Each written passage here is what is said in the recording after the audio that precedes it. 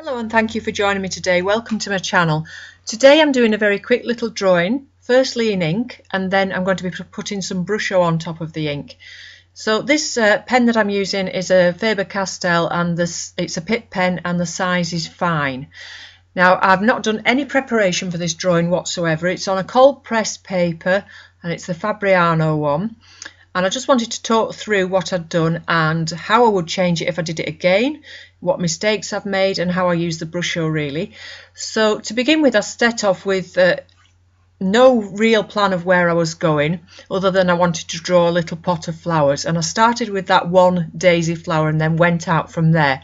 So my first mistake really was I should have done that initial flower bigger.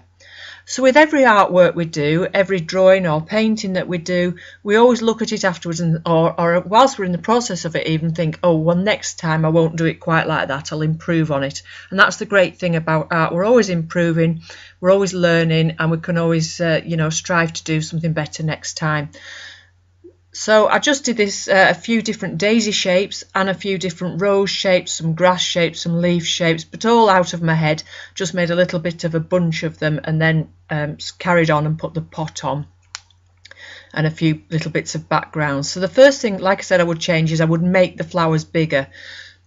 But the other thing that I would also change is I would actually leave the background blank, just leave it as a white piece of paper. You'll see once I've painted in the flowers and the pot, it looks quite nice just with it white behind. I did far too much background behind, but it's all personal preference, and like I say, it's these things that we think, oh, we'll do that different next time, we'll have a bit of a change. So you've got to be quite confident when you're working in a pen, and obviously you can't correct your mistakes if you've not got a pencil drawing to begin with and you're just going straight in with your pen. You've got to be quite bold and not worry too much if you make little mistakes. And so that's another good reason why it's good to do imaginary things, because nobody knows if you've gone wrong with your pen if it's completely from the imagination. And you can correct things a little bit. You can sort of ignore the lines that haven't quite worked, and then with some of the lines that have worked, emphasize them a bit more. Use your pen to put a bit of shadow in to begin with as well. Go a bit darker in places so you start to build up some tone before you come to putting the paint on. Now with the Brusho itself, I use just 4 colours. So we've got Sunburst Lemon, we've got Turquoise, we've got Orange, and we've got, what was the 4th one? Oh, the Olive Green. I've got a few different greens, but I quite like the Olive Green. So like I say, I wouldn't again put a background in if I did this again. I would just do the flowers a bit bigger and just have the flowers with no background. Now when I put the colour on, I didn't necessarily stick in between the lines. I was just making a colourful, pretty little sort of illustrative piece and just popped the colour on where each flower was, and then carried on popping more colour in as I went along. Now this is where they vary a lot with the watercolour. I had the same concentration of water in all of the paints that I used, that I'd mixed up the Brusho.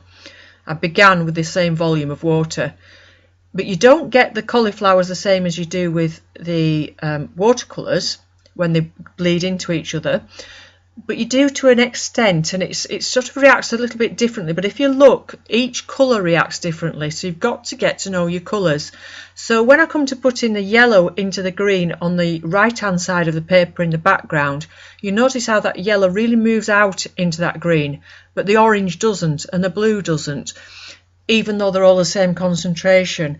So it's just, you need to get to know your colours and how they work. And actually that's one reason why I like that Sunburst Lemon, because you can actually put a little bit of light back into a Brusho painting with it. If your painting's gone a bit dull and heavy and you pop that yellow in, it sort of moves some of the other colours out of the way and gives you that little bit of pop of light again if your painting's still wet. Obviously if once it's dried, it's different altogether, but whilst it's still wet, if you pop that yellow in, you can really get that colour back, that lightness should I say. So I think that's really everything. So I began obviously with just using the Brusho as a paint, just painting on the colour, and I did several layers. I allowed it to dry and put some more on just to give a bit more depth to the pot and a bit more shadow and things like that. But had I got my time again, I would have not done the background, like I say. So I think that's about everything I'm going to tell you about that. Really, one of the reasons I did this was to leave it in real time, just to show you how quickly you can get a nice little image with just a few colours and, you know, one pen and just out of your head. You could maybe do something like this little exercise if you wanted to make a little gift card, a greetings card for one of your friends maybe, rather than buying one from the shop. It's quite nice to do something a little bit personal. So something like an imaginary vase of flowers is a really good thing to start with, because we can all draw a daisy shape. The main thing is get a few different angles on your flowers. Don't draw them all facing you, just put one or two at a different angle, and don't just do all the same flower shape. Make some longer pieces. I mean, some of those, it's not obvious what they are. I don't even know what sort of flowers they are. They're out of my head, but it looks as if you've got, you know, some flower in mind. Okay, so I think that's everything. I do really like the Brusho for the reason that they do work quite differently to watercolour. They react very differently.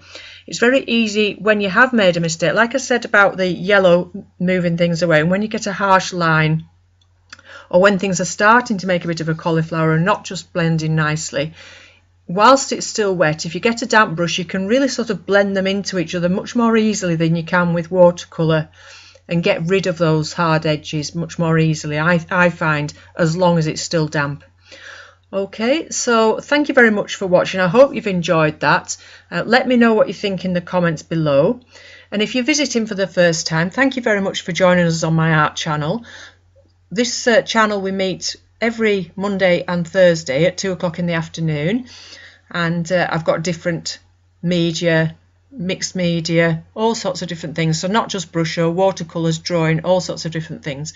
So if you do want to see more videos like this one, if you want to just hit the subscribe button below, and don't forget there's a little bell that you need to press if you want to get notified when there's a new video out.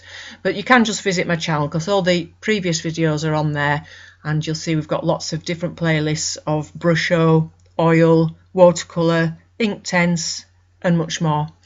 Okay, so thank you for joining me, and I'll be back again soon with my next video. Bye for now.